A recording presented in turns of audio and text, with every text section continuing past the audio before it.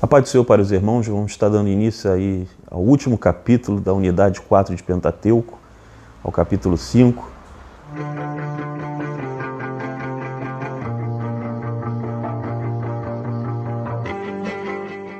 É o capítulo que vai tratar do final do livro de Deuteronômio.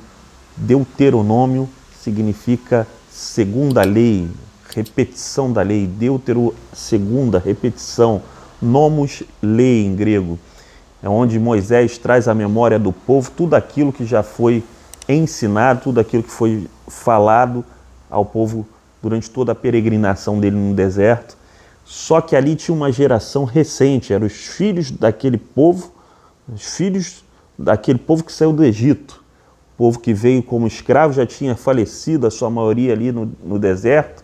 Se ainda tinha alguém por falecer, iria falecer antes de entrar na terra, porque Deus já tinha falado que não entraria na terra aquela geração que saiu do Egito, a não ser Josué e Caleb e os nascidos daquela geração. Então Deus ele estava repetindo a instrução através de Moisés para que o povo viesse a conhecer, e se alguém já conhecia por um ensinamento do pai, ou até ouvindo Moisés falar, ali estava sendo enfatizado como se Deus falasse assim: eu tratei com vossos pais, e não foi diretamente com vocês, agora eu estou tratando diretamente com vocês. Ou seja, Deus é um Deus pessoal. Ele trata com os pais, depois trata com os filhos, independentemente. Deus ele tem um relacionamento tanto com o pai, como com o filho, como com o neto, independente. Por isso que ele diz lá no livro de Ezequiel: a alma que pecar, essa morrerá. O pai fazendo justiça e o filho não, o filho será punido. O filho fazendo justiça e o pai não, o pai será punido. Por isso que Deus ele faz com que Moisés venha e trate todo aquele arcabouço de lei, todo aquele conteúdo da lei que Deus deu ao povo no Sinai, que Deus deu ao povo naquela caminhada no deserto. Deus ele começa a tratar tudo de novo com a geração que nasceu no deserto. E ali estabeleceu ali para que Josué substituísse Moisés. Nós vamos estar vendo esse capítulo neste momento. Capítulo 5, uma geração diferente. No tópico 5.1 nós temos como título aí o motivo da reflexão de Israel sobre o seu passado. Em Deuteronômio 4, versículo 32, 33, há uma reflexão acerca do que aconteceu no deserto. O povo de Israel ele começa a ter uma ação de Deus sobre ele, de modo que Deus venha fazer o povo a refletir tudo aquilo que ele passou no deserto. O que os pais passaram, a caminhada de 40 anos, de onde eles saíram da terra do Egito, os milagres que Deus fez no deserto, a providência de Deus dia a dia, diariamente na vida do deserto. E quando Deus ele não provia, nós vemos ali Deus ele falando, esse dia vai render o suficiente para este dia e o dia seguinte. Na questão do sábado, nós vemos Deus ali claramente falando para que no dia anterior ao sábado se cure o dobro, porque no sábado não haveria provento. Ou seja, Deus ele informa quando a pessoa deve poupar, quando a pessoa não deve ficar com o coração nas coisas desse mundo e poupar quando não se deve, porque o povo poupou o maná quando não se devia, o maná apodreceu. Mas no dia que tem que poupar, que Deus fala, agora você poupa. Ou seja, todos os nossos dias, o dia ele tem que ser guiado, a nossa vida tem que ser guiada diariamente pelo Senhor. Deus ele tem que falar conosco diariamente acerca do que nós devemos fazer, como nós devemos conduzir a nossa vida todos os dias, nos mínimos detalhes. Deus ele vai falar, agora poupa, agora não, porque o nosso coração não pode estar nas coisas desse mundo. Então, cada dia Deus vai nos ensinar a tratar cada detalhe da nossa vida nesse mundo. O motivo da reflexão de Israel sobre o seu passado. A reflexão deveria partir da lembrança de como Yahvé cuidou do seu povo no deserto. Lembrança dos feitos do Senhor como ferramenta de crescimento espiritual. Deus ele cuida dos seus, seja no deserto, seja no mar, seja no vale. Deus ele cuida sempre do seu povo. Se é povo de Deus, Deus cuida. Se é povo de Deus, Deus provê. Nós temos que ver que Deus ele esteve em todo o tempo guardando o povo no deserto. As ações de Deus para seu presente. Os verbos da ação espiritual. Deus ele agiu espiritualmente na vida do povo de Israel ali no deserto. E aí o autor do livro ele coloca como ações de Deus, verbos da ação de Deus, que está relacionado a amar, relacionado a obedecer, relacionado a lembrar, relacionado a cautelar, tomar cuidado. Então Deus ele está sempre orientando o seu povo acerca da sua vida espiritual, natural, né? O relacionamento do povo com Deus, como se deve dar, o que o povo deve se preocupar, como o povo deve agir. Ali Deus ele orientou o povo espiritualmente, porque a nossa vida espiritual, ela move a nossa vida natural. Ela traz reflexos à nossa vida natural. Então, se eu cuidar da minha vida espiritual, se eu ouvir as orientações de Deus, quando Deus fala, tome cuidado, acautelai-vos, eu preciso prestar atenção. Quando Deus me fala amar, né? Quando Deus me fala para lembrar do que Ele fez, quando Deus me fala obedeça, porque obediência para Deus é sinal de amor. A gente fala que ama a Deus com os nossos lábios, mas às vezes o coração está longe, porque o amor é refletido através da obediência. Jesus já falava, se me amardes, guardareis os meus mandamentos.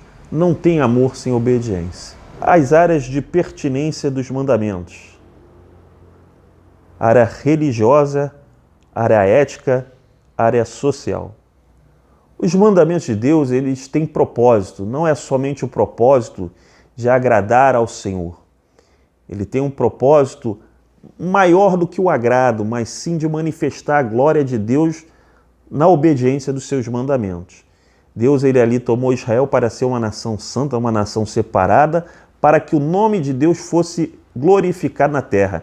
Em ti, Deus tinha falado para Abraão, serão benditas todas as nações, todas as famílias da terra. Então nós temos que ver que Deus ele deu uma orientação ali ao povo de Israel para ter um viver diferenciado no meio dos demais povos, das demais nações. E como é que se daria esse viver diferenciado? Obedecendo às ordenanças de Deus, os mandamentos de Deus, que tinham um propósito de manifestar a glória de Deus no relacionamento de Israel para com Deus, ou seja, na vida religiosa, no relacionamento de Israel entre si, né? O relacionamento com o seu próximo, uma vida de moral, uma moral exacerbada, uma moral maior do que a dos outros povos, ou seja, algo relacionado à ética do povo, né? Como se daria essa ética? Enfatizando essa moral exacerbada e a questão da vida social, uma justiça social estabelecida ali para a época. Nós podemos ver que na história os povos da antiguidade tinham escravidão como algo comum.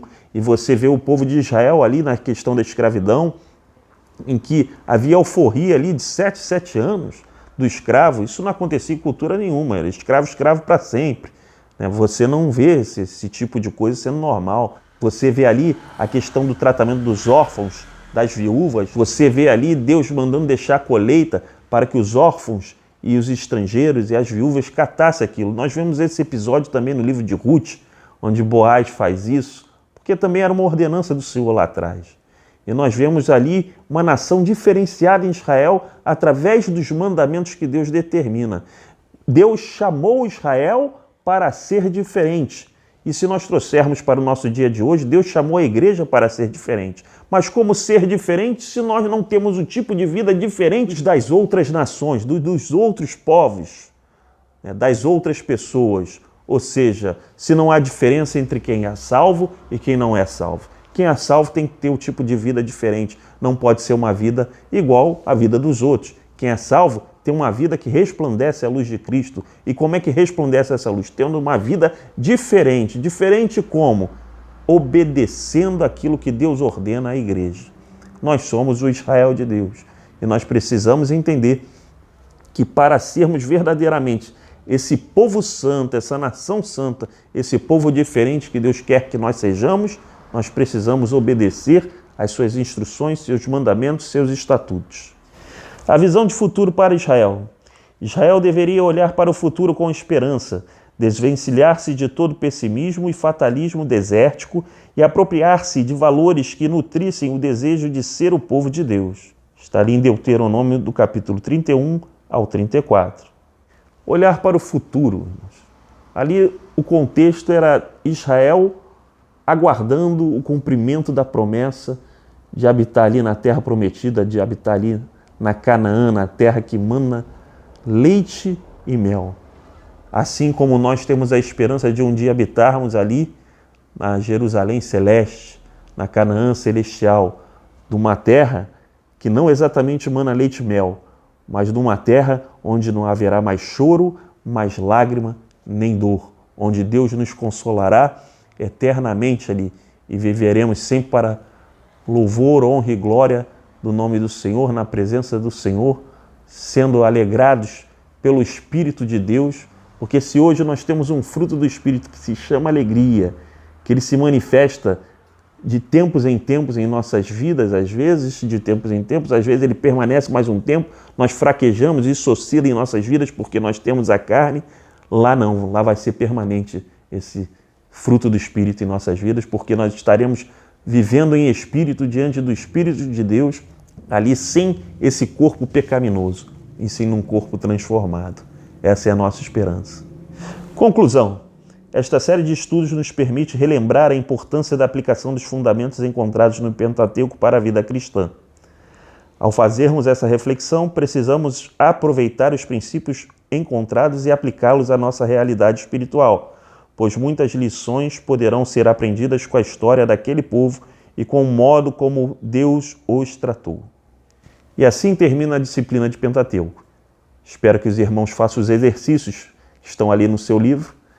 Seu livro contém exercícios ali acerca de cada unidade e você pode estar fazendo esses exercícios para te auxiliar, para você memorizar, para guardar aquilo que foi ministrado e para a sua prova que vai ser feita daqui a alguns dias, se Deus quiser. Deus abençoe os irmãos e fiquem todos na paz do Senhor.